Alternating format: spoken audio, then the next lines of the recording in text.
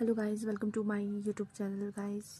तो मैं आई हुई हूँ कश्मीर, मेरी अपनी मम्मा के घर।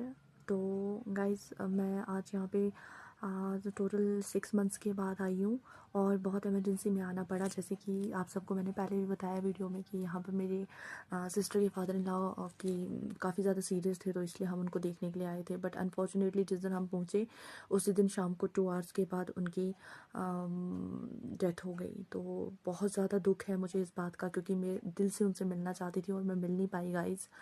तो इसीलिए कहते हैं जब तक इंसान जीता है। मैं ऐसी बात नहीं, पिछले साल जब यहाँ पर आई थी तो उनसे मिली थी, उनके साथ बैठती थी, बातें करती थी, उनके साथ खाते थे, खाना खाते थे, सब करते थे। उस वक्त भी उनकी काफ़ी ज़्यादा तबीयत ख़राब थी, तो लेकिन इतनी ज़्यादा नहीं होती थी। वो टैबलेट वगैरह खा रहे थे तो वो मुझे लगा वो ठीक हो जाएंगे, बट वो काफ़ी ज़्यादा इस साल सीरियस हो गए थे गाइज़। मैं सिर्फ आप लोगों को इतना मैसेज देना चाहती हूँ गाइज़ कि आप लोगों के पास सामने कोई भी हो तो उनके साथ जितना ज़्यादा समय होगा ना उतना बिताइए। और क्या बोलते हैं इसको, पता नहीं होता है कब क्या हो जाए, मतलब कब कौन सी सिचुएशन क्रिएट हो जाए, कब क्या हो जाए। मैंने ऐसा भी देखा है कि अगर आप शाम को किसी से बात कर रहे हो ना, तो दूसरे दिन आपको पता चलेगा कि वो इंसान अब इस दुनिया में नहीं रहा। ठीक है, तो इसीलिए गाइस हमेशा याद रखो, हर एक के साथ अच्छा करो। और अगर आप अच्छा नहीं कर सकते तो प्लीज़ बुरा भी मत करो। और गाइस क्या बोलते हैं इसको, मतलब मैं सीरियसली मैं बोल रही हूँ, मेरे को इतना खेद है ना इस बात का कि मैं उनसे नहीं मिल पाई, उनको देख नहीं पाई मैं। काश और काश मैं उनके पास जा पाती। मैंने सोचा था कि वो हॉस्पिटल, मतलब जब मैं पहुंची थी ना यहाँ पर, हमने 6-7 घंटे में हम कश्मीर पहुंच गए थे अपनी गाड़ी से। तो गाइस जब मैं पहुंच गई ना यहाँ पे, मैंने बहुत सोचा कि मैं वहाँ जाऊँ, उनसे मिलूँ, उनसे बात करूँ, हॉस्पिटल ही चली जाऊँ मैं। लेकिन गाइस क्या हो गया कि पता चला कि जैसे ही हम गए, मैंने बोला आपको 2 घंटे के बाद ही उनकी डेथ हो गई। मुझे फिर बहुत ज़्यादा फील हुआ और फिर मैं यहाँ घर पे ही रुक गई थी, क्योंकि मैं नहीं जा सकती थी, मेरे पास छोटा बेबी है, वो आप समझ सकते हो। तो इसीलिए मैं नहीं गई, मेरे हस्बैंड गए थे और बाकी सारे घर वाले गए थे, मैं घर पे अकेली थी। तो गाइज़ मुझे बहुत फील है इस बात का। इसी वजह से गाइज़ बस मैं इतना कहना चाहती हूँ। लेकिन हाँ, यहाँ से फिर अब मैं इतना बोलूँगी कि जैसे ही मैं उस इंसिडेंट से बाहर हम निकले, तो गाइज़ अब मैं इतना बता रही हूँ कि मम्मा के पास रह के भी बहुत खुशी मिल रही है। तो मेरे पापा नहीं है, लेकिन हाँ मम्मा के साथ रह के बहुत खुशी मिलती है। और गाइज़ हर बार जब भी मम्मा का चेहरा देखती हूँ ना, बस ये बात याद करती हूँ कि मैं इनके लिए कभी कुछ नहीं कर पाई। और गाइज़ आपको पता है, ऐसे बहुत लोग होते हैं इस दुनिया में, अगर आप किसी को बोलो ना कि हमारा ये काम कर दो प्लीज़, ये है वो है, लेकिन कभी भी कोई इंसान, हमेशा याद रखना, मतलब इतने दुनिया वाले इतने मतलबी है ना, कभी आपकी हेल्प नहीं करेंगे जब तक कि उनका कोई काम ना आपसे बनता हो।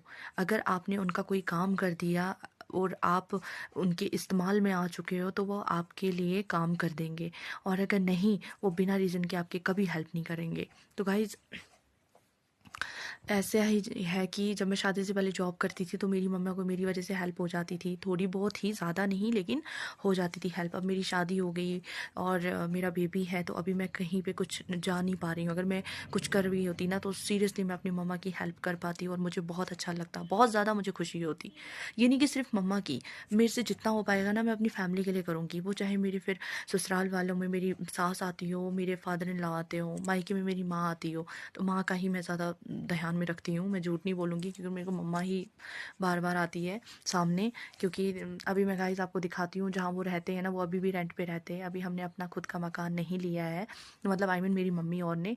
तो बस मैं चाहती हूँ कि माता रानी मेरे को इस लायक बनाओ कि मैं अपनी मम्मा के लिए ना खुद के पैसों से, अब कभी ना खुद के पैसों से मम्मा को एक मकान, छोटा सा ही लेकिन एक मकान दूँ कि हाँ मम्मा वहाँ बैठेगी, आराम से चैन से रहेगी। तो गाइज़ हम यहाँ पे रहते हैं, ये यहाँ पे रहते हैं हम। ये देखो गाइज़, यहाँ पे मेरी मम्मा रहती है, यहाँ पे ये रेंट पे हम रहते हैं, यहाँ पे अभी हम रेंट पे रहते हैं।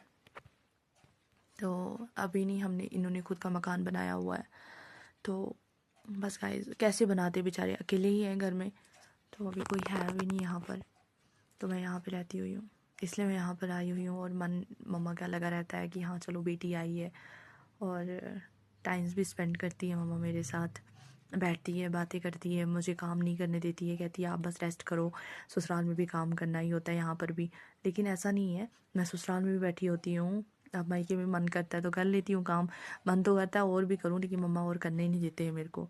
यहाँ मेरे खाली भैया और मेरी मम्मा रहती है। मेरी सिस्टर है, वो तो मैरिड है, उनकी तो मुझसे बहुत पहले शादी हो चुकी है और मुझसे बड़ी बहन है वो मेरी। और जो मैं हूँ, उनके घर भी मैं कुछ टाइम के बाद जाने वाली हूँ, तो मैं वहाँ जाऊँगी। तो फिर आपको वहाँ पर भी मैं अपनी सिस्टर से मिलवाऊँगी, उनके बच्चों से मिलवाऊँगी, ज़रूर आप लोगों को दिखाऊँगी। बहुत जल्दी मैं जाने वाली हूँ, अभी नहीं, अभी कुछ टाइम का वेट करके फिर जाऊँगी मैं। और अभी मेरा बेबी सोया है तभी जाके मैं वीडियो बना रही हूँ, अदरवाइज़ वो मुझे बोलने नहीं देता है। जब देखो कैमरे के पास आके मुझे बोलेगा हेलो गाइज़, हेलो गाइज़। बस गाइज़ मैं इतना बोलूँगी ना कि हमेशा हमेशा अपने पेरेंट्स का ख्याल रखें और जितना ज़्यादा हो सके ना उनके हर काम में हाथ बटाएं, उनकी हर बात मानें, फोकस करें कि वो क्या कह रहे हैं। कभी कभार ऐसी बात होती है ना कि वो भी उनके पास बहुत एक्सपीरियंस होता है, उन्होंने बहुत टाइम गुजारा होता है, उन्हें पता होता है क्या सही है क्या गलत है, इसीलिए वो कभी आपको गलत एडवाइस नहीं देंगे, हमेशा सही एडवाइस देंगे। तो गाइज़ मेरी वीडियो के साथ हमेशा बने रहें और मेरे चैनल को सब्सक्राइब करना नहीं भूलिएगा। Thank you so much guys.